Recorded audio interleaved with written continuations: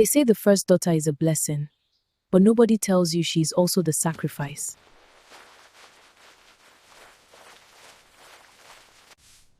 Ada, is this how a house should look by this time? Papa, I woke up at 4. I cooked. I fetched water. I ironed Emeka's clothes. And that is your responsibility.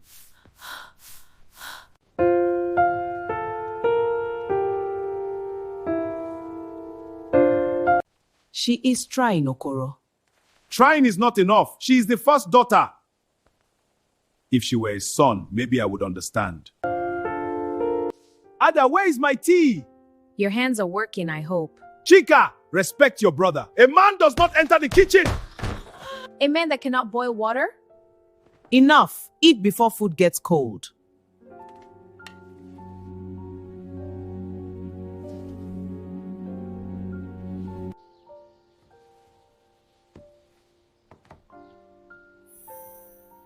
Lagos. You look like someone who just saw heaven. This is your way out. And leave you people? Maybe it's time someone leaves for themselves. Papa, what if I get a better job in another city? Which city? Lagos. Lagos. As long as I am alive, no daughter of mine abandons her family. It's not abandonment, Papa. Who will pay Emeka's fees? Who will support this house? You are the pillar. Pillars crack too. When did I stop being a daughter and start becoming a parent?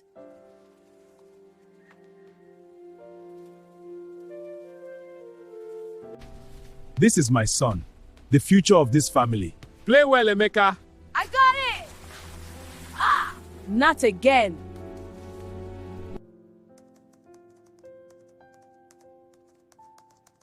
Do it.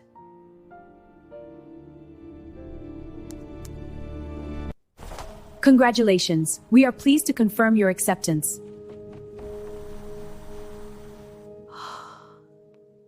It's real. You got it, didn't you?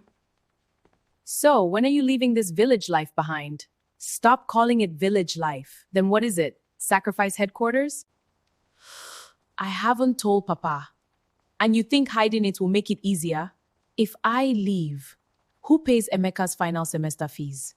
In many homes across Nigeria, the son is raised like tomorrow's king, while the daughter is trained to be today's sacrifice. The boy grows with soft hands. The girl grows with strong shoulders. Emeka barely turns his head. His voice floats casually into the air. Ada, don't forget, I need money for my project printing. He does not ask if she has it. He does not ask how she will get it. He only assumes, because in this house, his needs are urgent. Hers are silent. She calculates school fees, food, electricity, transport, just small, 35,000. Chika stands in the doorway, watching. To the one who receives, it is just small. To the one who carries, it is another stone on the head. Ada forces a smile. She walks away. The football crowd roars in celebration on television, but in Ada's world, there is no applause, only responsibility. In many homes in Nigeria, love is not questioned. Sacrifice is. When the compound sleeps, the strong ones finally remove their masks. Ada sat beneath the moon, not as first daughter, not as provider, not as pillar, just as a woman. Elders say, the pot that carries boiling soup rarely complains until it cracks. Her tears did not shout. They fell like soft rain in dry season, because sometimes strength is simply silence that has not yet exploded. The boy, who had been served all his life, stood still for the first time, and he listened, not to words, but to the sound of quiet packing. There is a moment in every man's life when comfort begins to taste like shame. Emeka felt it, a small stone in his chest. It was not yet guilt, but it was no longer ignorance. Some daughters do not carry babies. They carry families. While sons are called future, daughters become present. And the present is heavy. Ada placed money on the table again. No drum was beaten. No praise was sung. Because sacrifice that is expected is never celebrated. A mother knows. Even when she says nothing, She knows. Adaku had once been Ada. Years ago, in another house, under another man's rules. Tradition is powerful, but silence is inherited. And sometimes, the hardest chain to break is the one your mother survived. In every generation, there is a house where tradition sits on the throne. And in that house, love must ask permission to breathe. This is that house. Okoro standing in the courtyard, rain falling lightly around him. Ada stands opposite him, soaked but unmoving. Family assembled. Adaku near doorway. Chika tense. Emeka silent. Okoro's voice cuts through rain. You think Lagos will save you. Thunder cracks. There are men who measure their strength by how tightly they control their home. Okoro was not born cruel. He was born taught. In his father's house in Igboland, a man's word was final, and a daughter's dream was negotiable. Papa, this job is an opportunity. Opportunity for who? For you, Okoro said. Ah, there it is. The question that hides beneath many arguments. If you rise, what happens to us? Okoro steps forward. This house stands because everyone knows their role. A son builds the future. A daughter supports the house. When a belief lives long enough, it begins to sound like truth. But elders say, the drum that has been beaten for years may still carry the wrong rhythm. Papa, I have supported this house for 10 years. 10. She raises her fingers slowly. When do I build my own future? Silence spreads like wildfire. Chika steps forward. Papa, if Emeka got this same job in Lagos, would you stop him? Pause too long. Sometimes the truth does not shout. It simply waits. It is different. Okoro responded. Why? He cannot answer immediately. When tradition is questioned, it feels like disrespect, even when it is simply growth. Emeka shifts uncomfortably. For the first time, he speaks softly. Papa, maybe Ada. Okoro silences him with a glare. Rain stops. Everything still. Okoro's voice lowers. When I was your age, I carried my siblings on my back. My father did not ask if I was tired. He only said, be a man. Ah, now we see it. The wound behind the rule. Some men do not protect tradition. They protect the pain they survived. If my son is weak, this family dies, Ada said softly. And if your daughter breaks, that lands like thunder. Okoro turns away. Long pause. Then, if you step into Lagos, do not step back here expecting rescue. Adaku covers her mouth. A father drew a line, but he did not know. Lines can divide, or they can reveal who is brave enough to cross them. Her fear, her strength, her heartbreak, her resolve forming quietly. Relocation date blinking, heartbeat sound. The child who dares to leave the nest is not always ungrateful. Sometimes she is simply growing wings. On a morning bathed in golden sunlight, a stranger arrived. He came not for the walls of the house, nor the soil beneath, but for the first daughter, the one who carried the weight of a family on her slender shoulders, and the house held its breath. The gates opened with a hum of polished metal. A man stepped from a shining carriage of steel and glass, his presence commanding attention. He moved as though the ground itself bent to his will. The villagers, though unseen, whispered of wealth and opportunity. The daughter, Ada, watched quietly. Her mind measured and weighed every step, every thought. The family gathered behind her, anxious, hopeful, protective. The stranger's arrival carried both promise and uncertainty, like a river that could nourish or drown. The man's intentions were clear. He admired her mind, her strength, her independence. He offered the world a life of comfort, of abundance, of ease. But every gift in the folk tales of old comes with a price. And so he whispered conditions into the wind. The daughter's home, the family she had nurtured and carried, would not follow her. The roots she had watered for years could not grow in the soil he promised. Her heart felt the weight of choice, a golden path and a thorny one. The two stretched before her, like the sun and shadow. Within the walls of the home, tension rose like the rising tide. The siblings sensed the challenge, even if unspoken. The younger sister watched, anger and concern mingling in her gaze. The brother, for the first time, felt unease stir within him. The mother, silent yet knowing, observed the delicate balance. She understood that life often tests those who bear the weight of others. And the father, the patriarch, stared long and hard. Pride, curiosity, and fear mingled in his heart. The arrival of a wealthy suitor had not just brought opportunity, it had brought questions about loyalty, love, and the meaning of sacrifice. Night fell like a velvet curtain. The house lay quiet, save for the whispers of the wind. Ada sat alone, the weight of decision pressing against her chest. In her mind played memories of years past, paying the brothers' school fees, preparing meals before sunrise, calming quarrels, holding the family together. The golden path shimmered in her mind. The thorny path pulsed with responsibility. She realized then what folktales always teach. Every choice carries its own burden. Every blessing demands courage. And sometimes, to protect love, one must face the storm alone. The city lights of a faraway land blinked in her imagination. They promised riches, comfort, and a life unburdened. Yet the laughter and cries of her family echoed in her heart. The suitor's promise had come, but it had revealed the true test. Could a daughter ever leave the home she had carried for so long? Could love for family withstand the allure of opportunity? The folk tales say, a path may glitter, but only the brave heart chooses the way that honors both duty and self. And so the night stretched on, with the daughter caught between shadow and light, between home and horizon. The chapter closed not with answers, but with a heartbeat of decision yet to be made. In the villages and towns of Nigeria, there are treasures that shine brighter than gold. Yet sometimes, the most precious gift carries the heaviest price. The first daughter, who had long been the quiet pillar of her family, stood now at the crossroads of wealth, love, and loyalty. And the winds whispered that every choice has a reckoning. The family moved through the compound like leaves in a storm. The father's pride weighed heavy. The mother's quiet worry lingered in corners. The siblings felt unease pulsing in the walls. The suitor's words had settled like seeds, promises of comfort, conditions of distance, and though none spoke aloud, the air vibrated with unasked questions.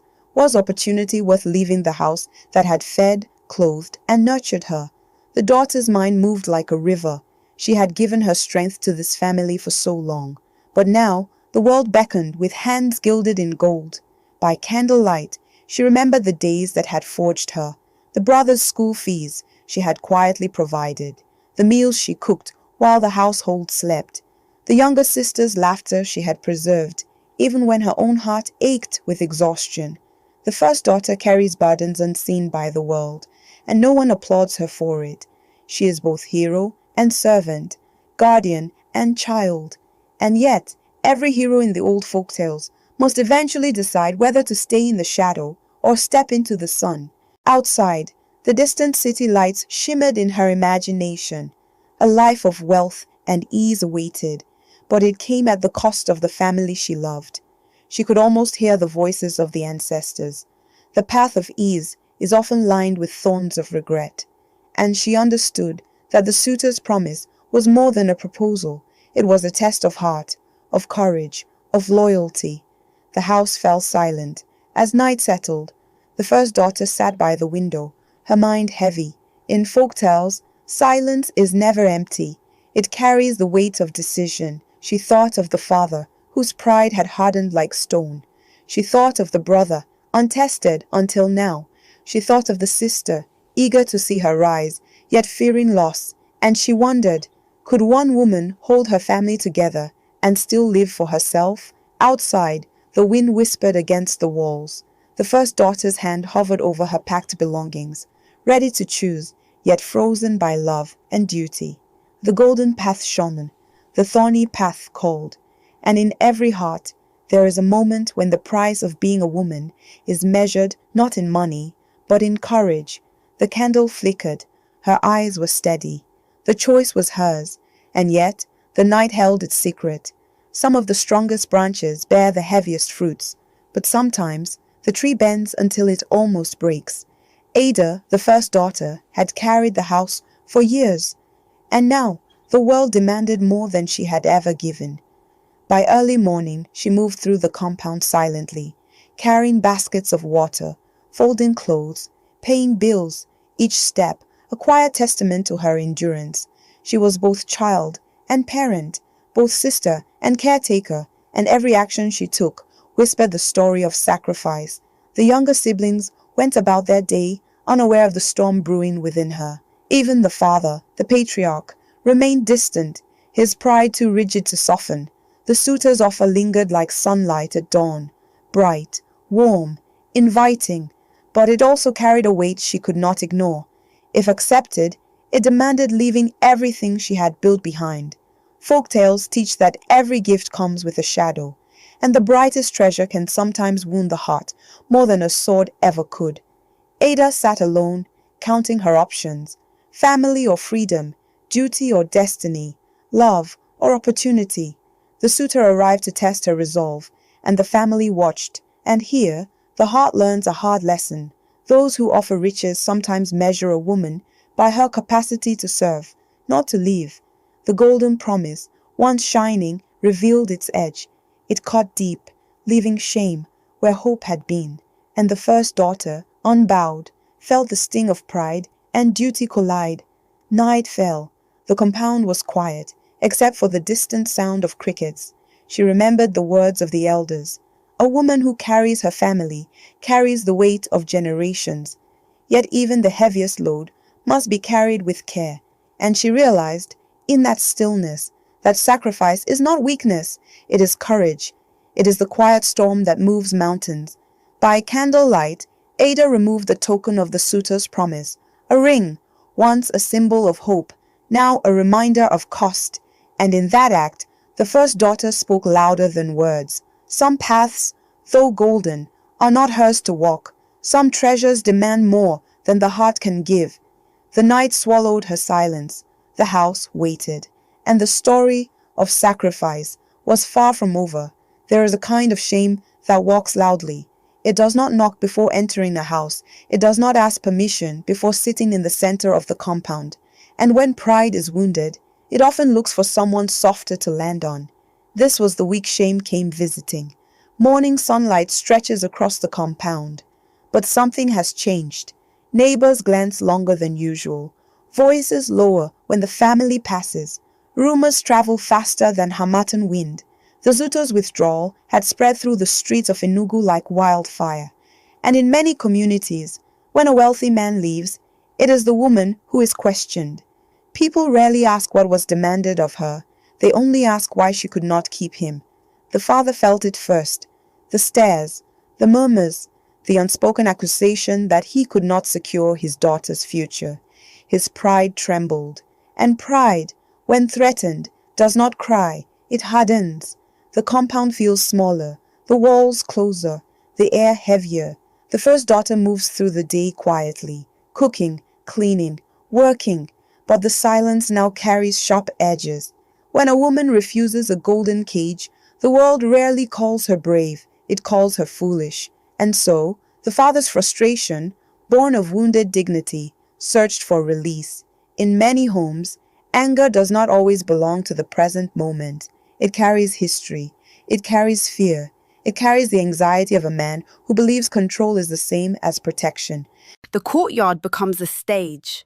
The air crackles with tension. Okoro's voice rises, not just at the daughter before him, but at the whispers beyond the gate. And then it happened. A moment too fast to stop, a hand lifted by pride, a silence shattered by impact. Time froze. Adaku's breath caught in her throat. The siblings stood stunned. The compound itself seemed to recoil. The first daughter did not fall, but something invisible did. Trust cracked. And though no words were spoken in this telling, the echo of that moment would live long in the walls of the house. Night settles heavily. No one eats much. The father sits alone outside, staring into darkness. There are victories that feel like defeat, and there are actions that echo louder in the mind than in the moment. He had defended his pride, but at what cost? Inside her room, the first daughter stares at her reflection. Her cheek no longer stings, but her spirit does. And the younger sister watches from a distance, her admiration turning slowly into defiance. Seeds were planted that day, not of obedience, but of awakening. The compound sleeps uneasily. When shame enters a house, it tests every bond. Some bonds tighten, others snap. And the first daughter, pillar of the home, began to wonder, if even pillars can be struck, what then holds the roof? Morning arrives without warmth, no laughter, no easy movement, just silence. There is a silence that heals, and there is a silence that suffocates. This was the second kind. The first daughter rises before dawn as usual. She sweeps, she cooks, she prepares, but her movements lack rhythm. The house responds in kind. The brother watches quietly now. The younger sister studies her with new eyes. The mother hovers, unsure how to mend what is broken. When a pillar begins to crack, the house feels it first. Days pass. Responsibility does not pause for emotional wounds. Bills still wait. Food still needs cooking. Life still demands movement. But exhaustion is patient. It does not shout. It accumulates. The elders say, "The body remembers what the mouth refuses to speak." The first daughter's steps grow slower. Her shoulders lower. Her breath shortens. Yet she continues, because strength had become habit. At work, beneath fluorescent lights, the world tilts. Sound fades, vision blurs, and for the first time in years, the pillar does not hold. She collapses. Not dramatically, not loudly, just quietly, as though even her breaking wished not to disturb anyone. News travels home. The compound fills with panic. The brother's confidence trembles. The younger sister's boldness softens. The mother's fear becomes visible. And the father stands still. When the strong one falls, everyone suddenly remembers how much they leaned on her. The house feels unfamiliar, heavy, uncertain. And for the first time, the son sees the emptiness where comfort once lived. Hospital corridor lights flicker softly. Machines hum. The first daughter rests. Small, human. Not pillar, not provider, just someone who needed rest. Sometimes the body collapses so the family can awaken. And in that sterile hospital room, a new chapter prepared to begin. Because when sacrifice reaches its limit, transformation follows. The compound is unusually quiet. The wind moves gently through the trees. There are days when a house stands strong, and there are days when even the roof begins to question itself. This was the week everything began to tremble. Ada lay in a hospital bed, and at home, nothing worked the same. Bills stacked quietly on the wooden table. Adaku ran her fingers across the numbers as if they might shrink by touch. They did not. Electricity was disconnected. Nights grew darker. Meals grew smaller. Ada had carried this house for years without complaint. Now that her hands were still, the weight she carried became visible. Okoro opened his drawer and counted what remained of his savings. It was not enough. Not for the hospital, not for the house, not for pride. For the first time, Okoro felt something unfamiliar inside his own home. Helplessness. Morning came without the smell of stew, only thin pap. Chika ate slowly. Adaku forced a smile she did not feel. Emeka stared at his bowl longer than usual. Hunger does not ask who is male. It does not ask who is female. it humbles everyone equally. And in that quiet morning, something shifted inside Emeka. Not rebellion, not anger, responsibility. That night, while Okoro slept and Adaku whispered prayers in the dark, Emeka stepped outside the compound gate. The streets of Enugu were calm under dim streetlights. For the first time in his life, Emeka walked not as a protected son, but as someone searching for purpose. For years, Emeka had been told he was the pride of the house, but pride does not pay hospital bills. Strength does not come from sitting. Emeka found work, hard work. Sweat replaced leisure. Calluses replaced softness. And each evening he returned home quieter than before. It did not take long for Okoro to notice. The tired eyes, the rough hands, the silence. Truth arrived without announcement. Emeka had been working. Okoro felt anger rise first, but beneath the anger was something heavier. Reflection. Okoro had believed protecting Emeka meant shielding him from labor. But now, Emeka labored to protect them all, and something inside Okoro cracked. That night, Okoro watched Emeka sleep, exhausted. Not a boy, not a symbol, a man becoming responsible. The hospital payment was made, not fully, but enough to bring relief. Adaku wept quietly. Chika held her hand. Okoro sat alone outside, staring at the moon. When Ada stopped carrying everything alone, the house did not collapse. It awakened. Hospital curtains fluttered gently. Ada opens her eyes slowly, weak but aware. Sometimes, a body collapses so that a family can rise. Ada had given everything. Now she had nothing left to prove. Ada walks back into the compound days later. The walls look familiar, but something has changed. Emeka wakes before sunrise. He sweeps the compound. He cooks simple meals. He leaves quietly for work. Chika helps Adaku without being told. The house feels different, lighter. Responsibility, once resting only on Ada's shoulders, had begun to spread, like light entering a dark room. Okoro watches. He sees the fatigue in Ada's eyes. He sees the strength in Emeka's posture. He sees Chika's quiet growth, and he sees Adaku's silent endurance.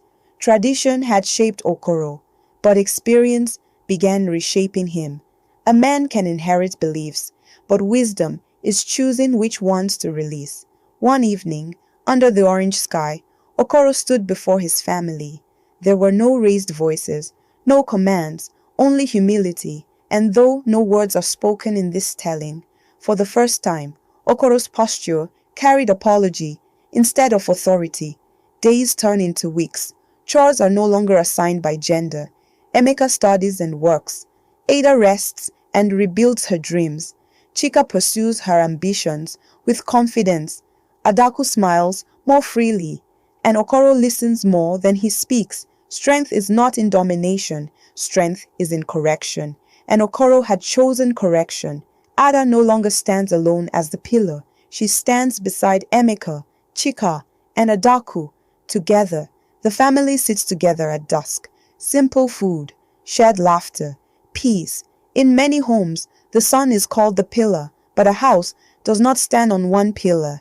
It stands on balance, on shared sacrifice, on mutual respect. The true pillar of a family is not male or female. It is responsibility shared.